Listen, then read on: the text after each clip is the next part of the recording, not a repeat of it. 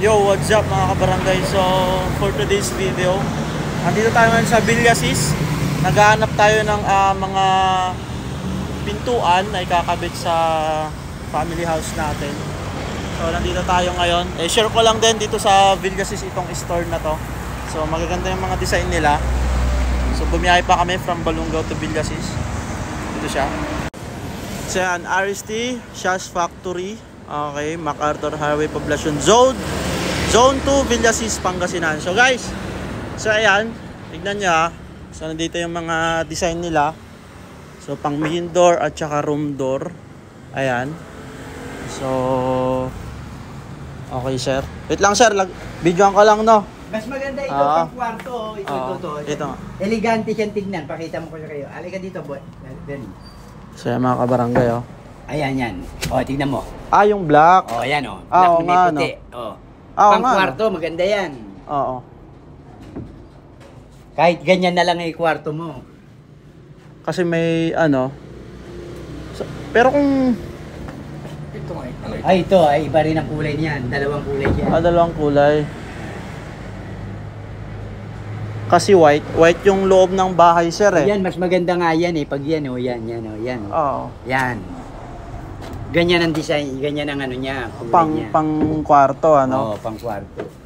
Yan ang mabilis sa akin ngayon, yung ganyan na... Sa bagay, nakikita ko rin yan sir sa mga sa design ng bahay So ito guys, ganitong design yung kukunin natin pang main door. So yan. So yan guys, ito. So pang main door na lang to if ever. Ayan.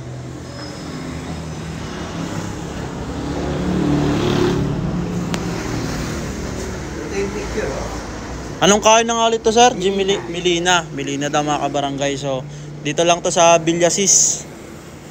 Diba? So sa mga naghahanap ng mga pintuan na magaganda yung design. Okay. So ayan.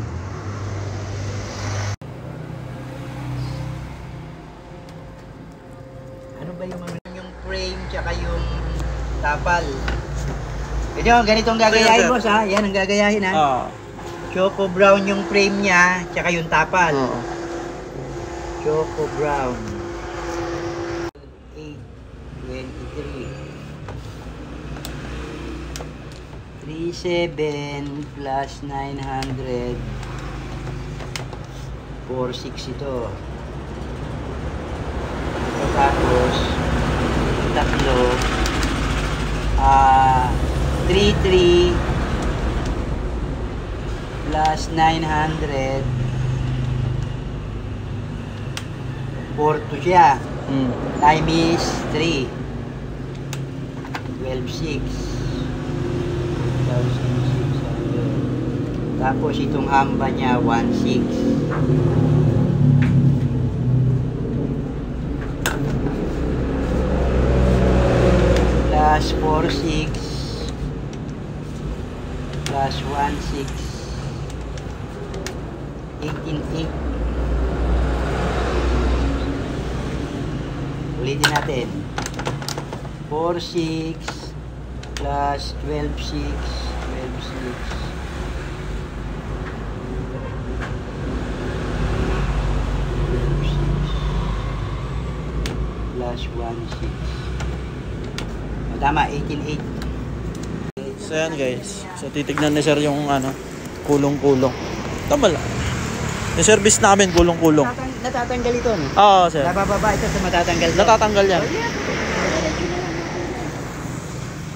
Kung sakali. Ngayon, pagka anong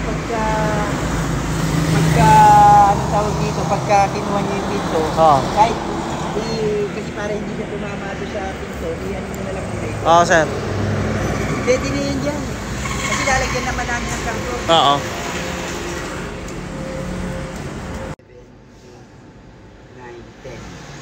Mga guys, so pauwi na kami. Hanggang dito na lang muna yung ating vlog. So i-visit nyo na lang yung furniture store na yon sa mga gusto magpagawa ng pinto. So good luck.